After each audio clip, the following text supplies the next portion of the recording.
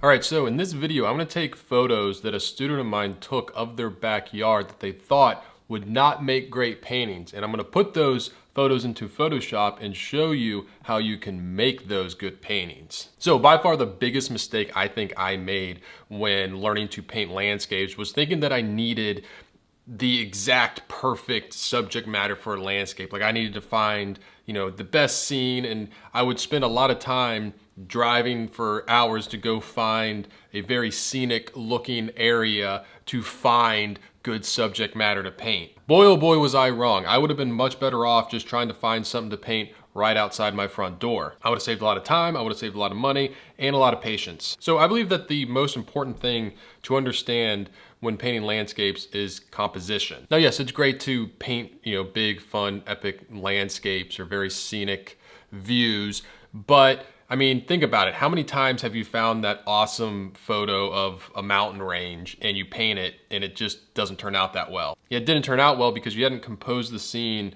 on its base core level. So it's not really the subject matter, it's the composition. It's the base composition of shapes. Now, I have a student that's trying to get better at landscapes, and I told him to go outside of his house and take some photos of what he think might make good landscape paintings. And when he came back with the photos, he wasn't really thrilled about any of them, and he said, I don't think there's anything around my house that's good to paint. And I was like, I beg to differ. So let's take a look at these photos and see if I can't pull a painting out of them. All right, so here's the first one, just in his backyard. Now, the first thing I like to do when looking at a scene is, what first grabbed my attention about this scene? What did I initially find interesting? And looking at this, one of the first things that I found interesting was this pattern of light here.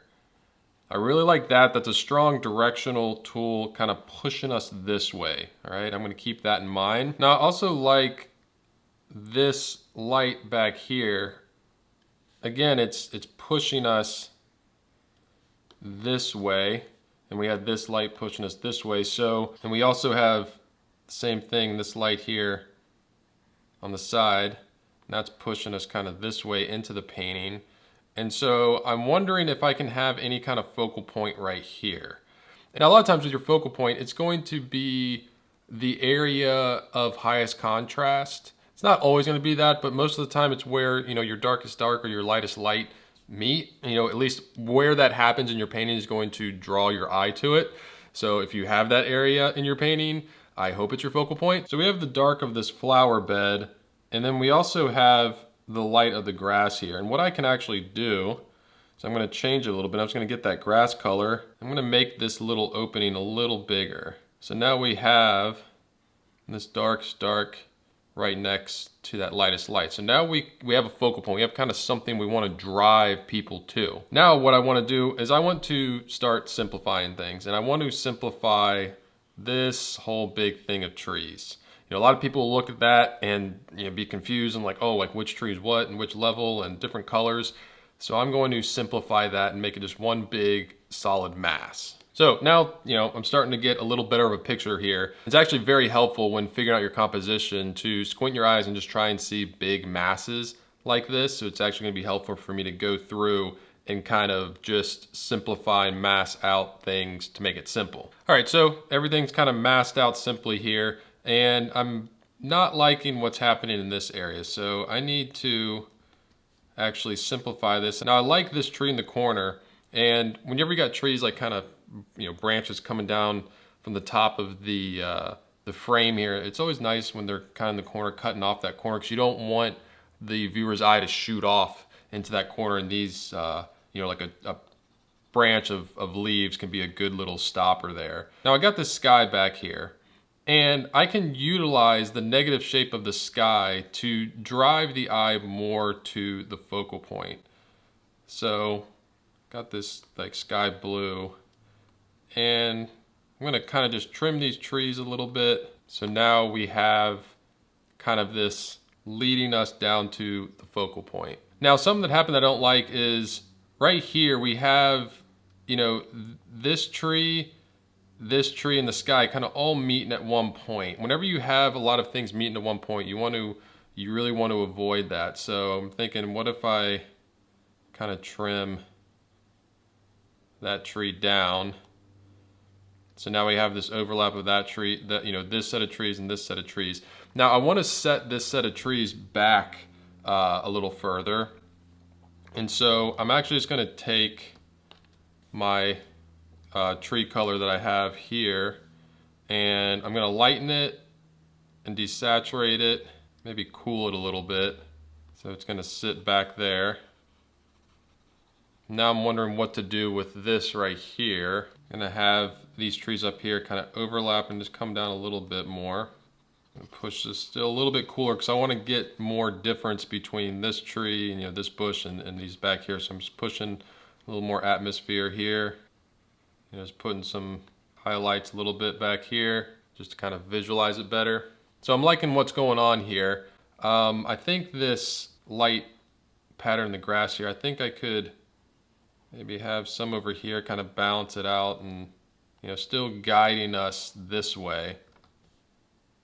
But now the problem is, I feel like this still isn't popping. Like I really want my eye to go there. And one, I think I can lighten that there, but also this flower bed, it's dark everywhere. And so we still have, like, you know, really dark next to the brightest bright.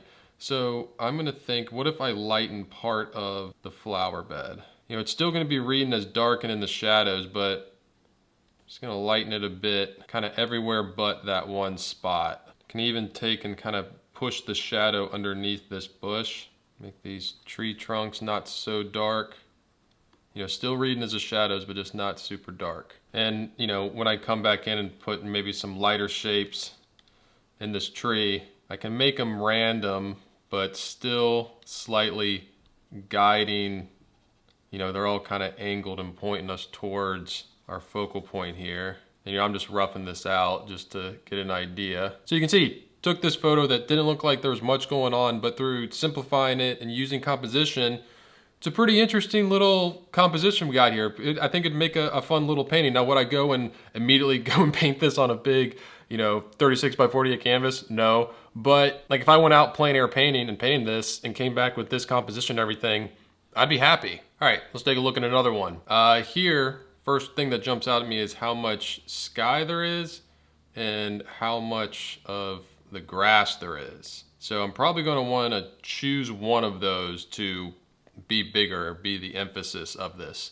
And since the ground has a lot of this really interesting light, I'm going to choose the ground and crop this so the ground is the majority. So I cropped it like this because I like this bright white of the deck as my focal point. I feel like if I can get a dark around that, maybe push this bush really dark, or, you know, bring some of this tree over and have that dark right next to that light, it'll be really nice.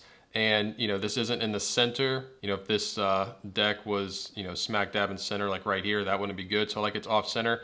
I like how this light is kind of pushing us that way. I like that. Same with here.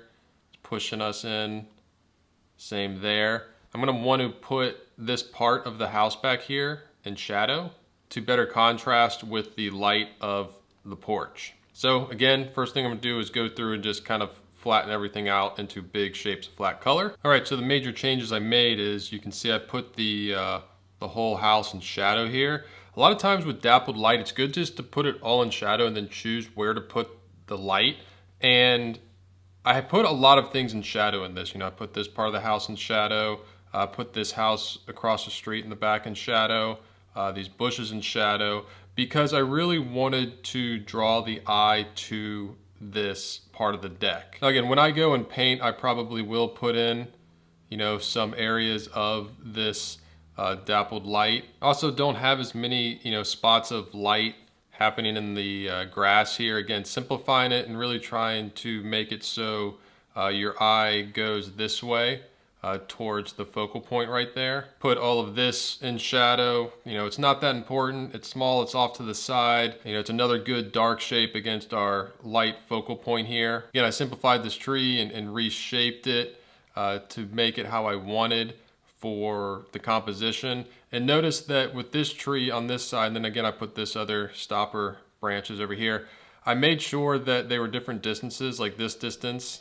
is different than this distance. I really wouldn't want to make those the same. It would look too symmetrical and not work. You know, this composition, it's really more about values than color. It's about having an interesting composition and interesting value shapes. And a big thing to look out for, like when I say interesting, you're probably thinking like, what do you mean interesting? There's a lot of things that go into the choosing, but I think the most important is trying not to have big value shapes be the same size. For example, if I go through here, you know, I got this shape, which is different in size than this shape, which is different size than this shape. Again, this shape, different size than that shape. And if I just try and break it down into its value shapes, I'm not gonna have any that are repeating or that are perfectly symmetrical. You know, nothing's perfectly on center. And again, they're all different sizes and shapes. And you don't need Photoshop to do all this that I'm showing you. I'm just showing you on Photoshop because it's the most visually interesting and kind of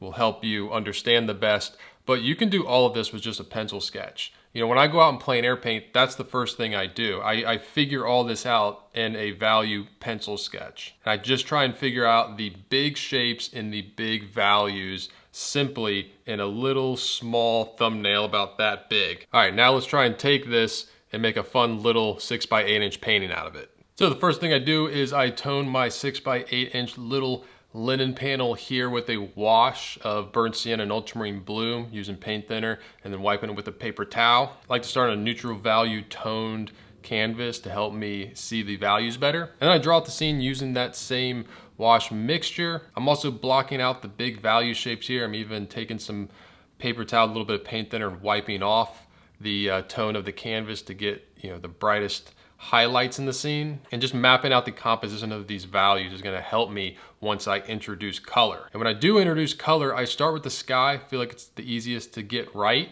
and I can use that as a key for the rest of the painting. And I first just block out all the major light and dark shapes with flat color.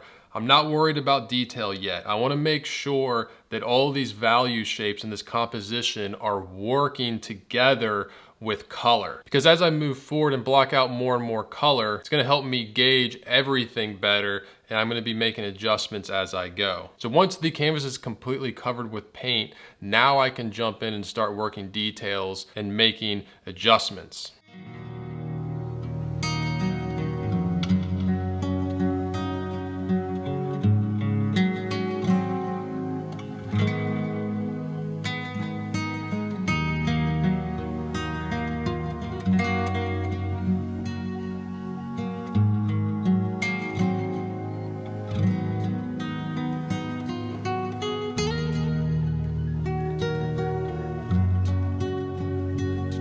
Isn't it so cute? See, I could do one of these little ones, use this, I can make it bigger, go to 9x12, 11x14, but just like figuring that out, taking an hour to paint that, helped me a lot if I do it bigger. So you see, you can make good landscapes out of anything that's around you. And most of the time when you think there isn't anything good to paint, it's just that you haven't trained your eye to find the good subjects to paint or to be able to manipulate them and push them a little bit here and there to make it work. I forget which old master landscape painter said this, but it was a really good quote.